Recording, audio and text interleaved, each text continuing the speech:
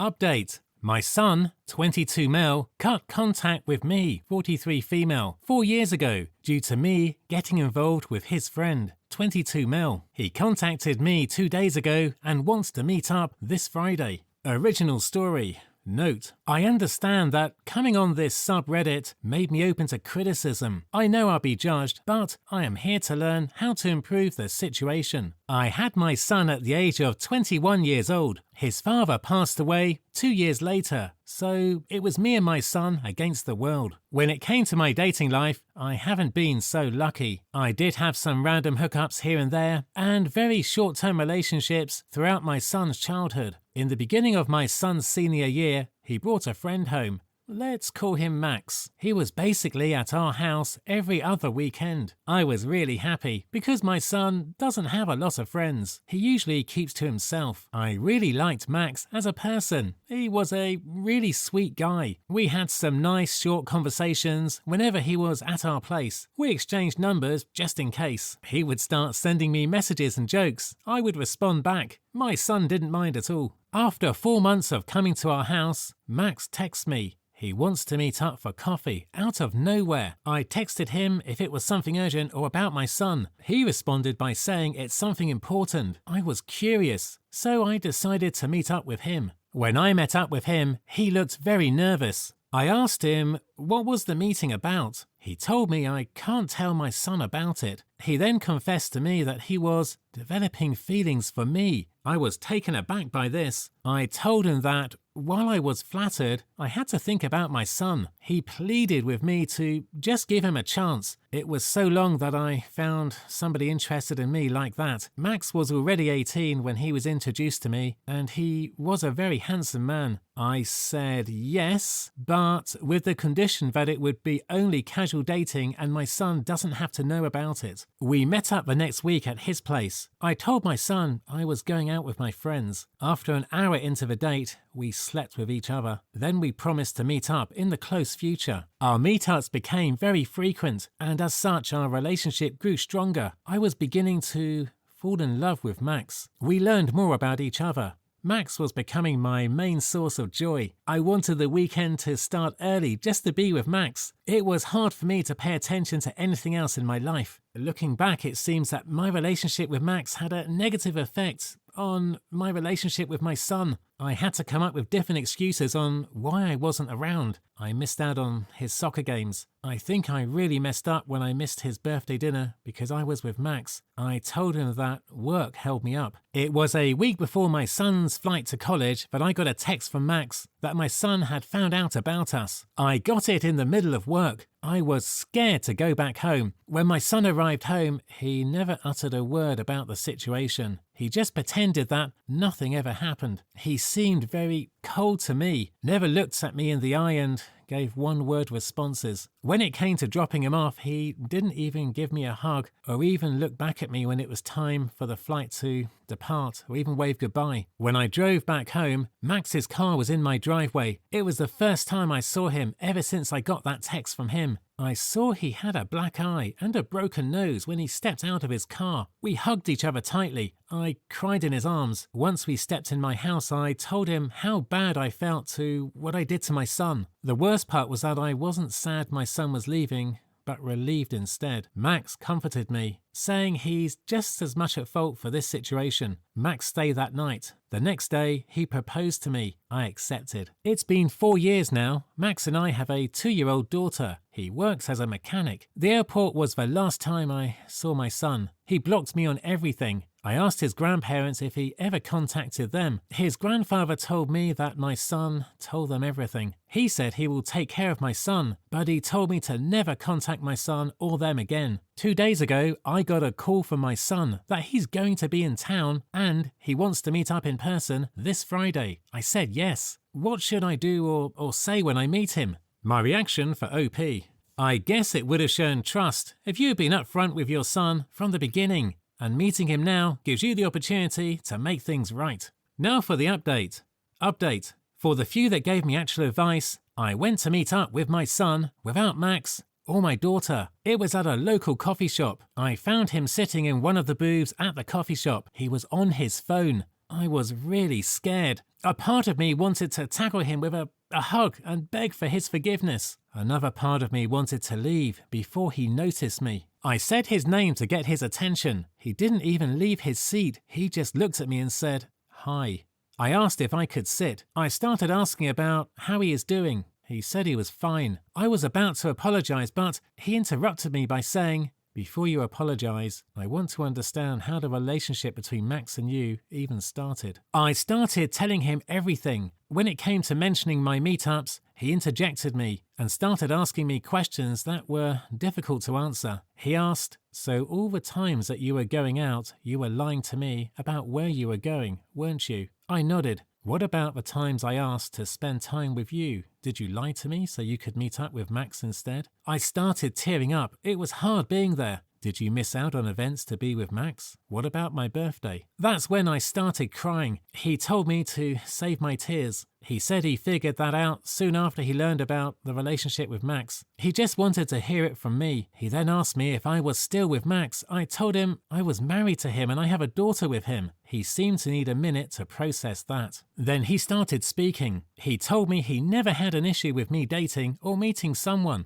In fact, he hoped I found love. He understands that I needed companionship and a type of love he couldn't offer as my son. He told me throughout all these years he felt conflicted because both Max and I were both consenting adults, and adults have a right to find happiness. My son admitted he shouldn't have hit Max and was glad he didn't press charges. He said, despite all of that, there were some things that he can't get over. He told me he can't get over the fact that I didn't take him into consideration when it came to pursuing the relationship. It was also hurtful to realize that I would value a romantic relationship to the point of being willing to throw away a close relationship with him for it. If I had the attitude of being done raising him and finally pursuing my own life, then that's valid, according to him. However, I would have no right to want to have a close relationship with him in return. Again, that's what he said he believes. He told me he wouldn't have forgotten me when he left for college. He would have wanted me to move close to him after he got a job if he couldn't move close to me. In this ideal world, we would live close by, so we could still see each other, even after he had a family. He said he loves himself and his life too much to come back into my life. My son said he works as a mechanical engineer now. He is engaged to the love of his life. She was also raised by a single mom like him until she was 16 when her stepdad came into the picture. Both of them have welcomed him into the family. He told me his future in-laws and his fiancée are his family now. He said he was getting a job near them. He finally admitted that he just wanted closure before permanently cutting me off. He told me not to contact him or his family at all. He made it clear he wouldn't be there for me at my last stage of life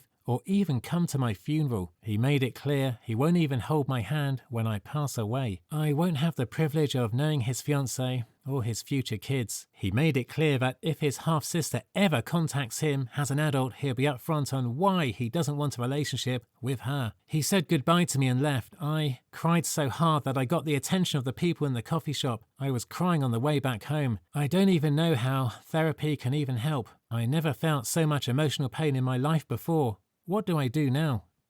Story 2. I slept with my former high school teacher and have a date with him this weekend. How weird is this? Plus update. Original story. So, looking for some input into how weird this is or not. I'm sort of hoping it's not that weird, but it feels pretty weird to me, hence why I'm asking strangers online as opposed to anyone who knows me. In high school, I had a really great art teacher. He was head of the art department at the private school I went to. There were only a few art teachers, so I was in his class more than once during the 4 years I was there. I really liked him because we had a lot in common as far as the book, music, and movies that we liked. At the time, I didn't know many people who liked the same things I did, and I was sort of obsessed with all my favourite bands and stuff, so to have somebody to talk to about it and debate about it was really cool. He also introduced me to other similar bands and things like that. Note that these conversations were always in the classroom with other students. There was never anything inappropriate between us at all. I do remember after a parent-teacher conference night, my mum coming home and telling me all of the nice things he said about me, and that she didn't know if she should let me go in this trip to Europe that he was chaperoning because he maybe liked me too much. But statements like that were typical from my mother. It's like she just wanted to create gossip, and I sometimes sensed she was desperate for me to do something scandalous. For reasons I don't understand. She's the biggest gossip and shit stirrer ever. Anyway, I went on the trip and nothing weird happened. So I'm 26 now, well past graduation. I've since graduated college. I've thankfully grown up since then. I ran into him at a local bar and we talked for hours, and then I went home and had sex with him. He was married back when I was his student. He talked about his wife a lot back then. They've since divorced, and he says the main reason is that they were initially a child-free couple by choice. But then he changed his mind and decided he wanted a family, and that wasn't something they could agree on. So I have an actual date with him tomorrow night. How weird is this? Well, he definitely remembered me from when I was his student. I feel like I'm meeting him as a different person now. I'm an adult and haven't been a student in over 8 years. We haven't been in touch at all since then. Can I treat this just like I would anyone else I just happen to randomly meet and hit it off with? Or is there like a general line that shouldn't be crossed since I was once his student? My reaction for OP. Ha! I think you can follow your heart on this one. Now for the update.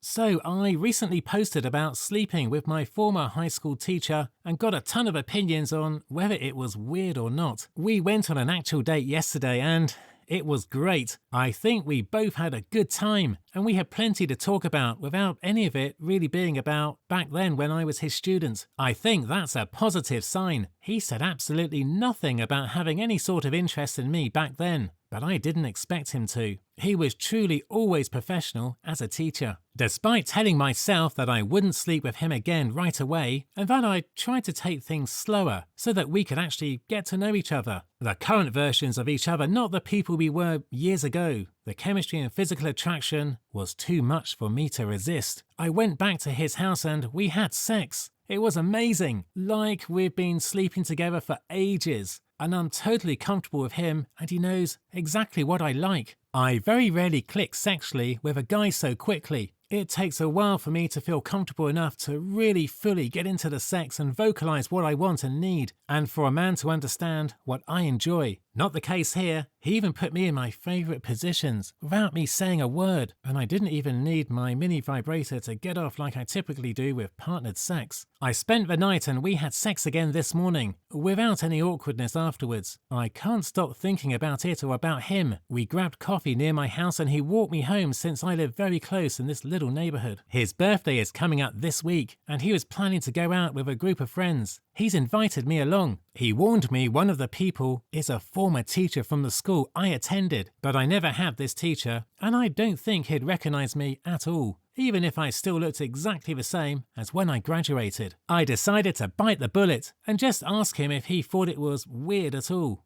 based on how we originally met each other. He said it's a little weird if he thinks about it, but he said he probably wouldn't have even recognized me if I hadn't told him who I was. He remembered me when I told him who I was, but he doesn't really see me as the same person. He asked me if I thought it was weird, and I told him not really, but I think other people might think that it is. He said he's past the point of really caring what others think. I sort of regretted bringing it up because I don't think he was really focused on whether it was weird or not, and I don't think he was really thinking about the past at all. Now I worry I put the idea in his mind that this is weird and he's going to no longer be interested. Now, reflecting on it, I think he's telling the truth when he says he doesn't look at me and think of the person I was as his student. I actually think it's me who still sees him as my teacher. He's changed much less than I have, which makes sense since I was a teenager and he was already a fully grown adult. He looks nearly the same as he did 8 years ago, so I look at him and I do see the same person. In my head, I still refer to him as Mr. XYZ. It feels weird for me to call him by his first name or to see him listed in my phone by his first name.